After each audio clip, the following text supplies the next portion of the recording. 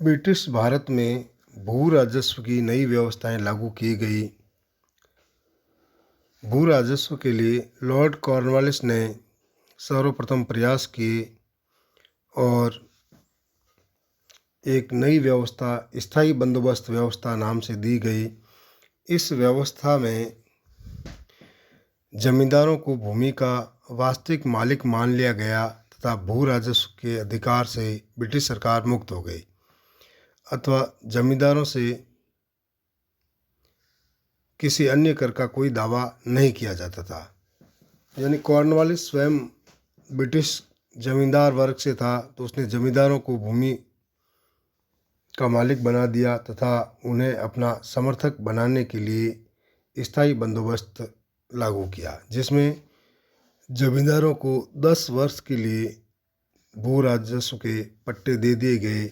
उन्हें भूमि का वास्तविक स्वामी मानकर भूमि बेचने, खरीदने, दान करने का और स्थानांतरित करने का अधिकार दे दिया गया था। लॉर्ड कॉर्नवालिस ने स्थायी बंदोबस्त 1793 ईस्वी में स्थापित किया था।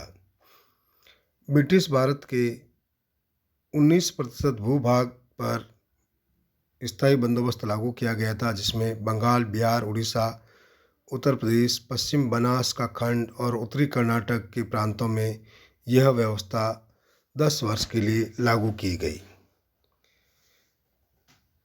स्थायी बंदोबस्त के प्रमुख प्रावधान इस प्रकार थे।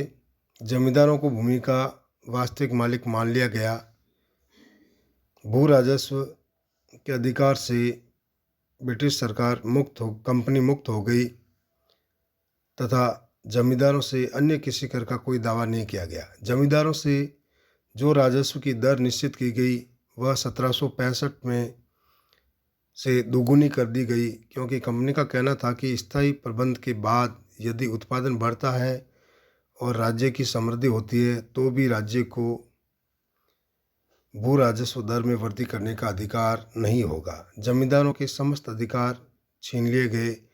जमींदार भूमि के वास्तविक मालिक थे, वे जमीन को खरीद तथा बेच सकते थे। स्थायी बंदोबस्त की विशेषताएं, इसमें भू राजस्व की दर अगले 10 वर्षों के लिए निश्चित की गई।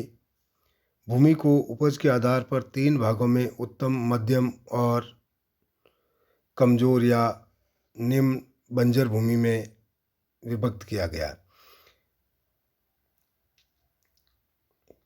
औसत उपज के आधार पर भू राजस्व निर्धारित किया गया। भूमि की उपज का उपभोग करने वाले 3 पक्ष हो गए: ईस्ट इंडिया कंपनी, जमींदार और किसान। कॉर्नवालिस ने कंपनी के लिए राजस्व निर्धारित करके कंपनी और जमींदारों के हितों की रक्षा की, किंतु किसानों के हितों की इसमें उपेक्षा की गई।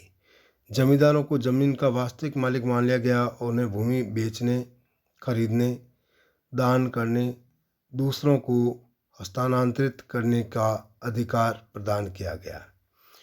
कॉर्नवालिस ब्रिटिश जमींदार वर्ग से था, इसलिए भारतीय जमींदारों का विश्वास जीतना चाहता था ताकि वे कंपनी के प्रति स्वामी भक्त बने रहे। इसलिए उसने 1793 ईस्वी में यह व्यवस्था आगामी 10 वर्षों के लिए लागू कर दी गई।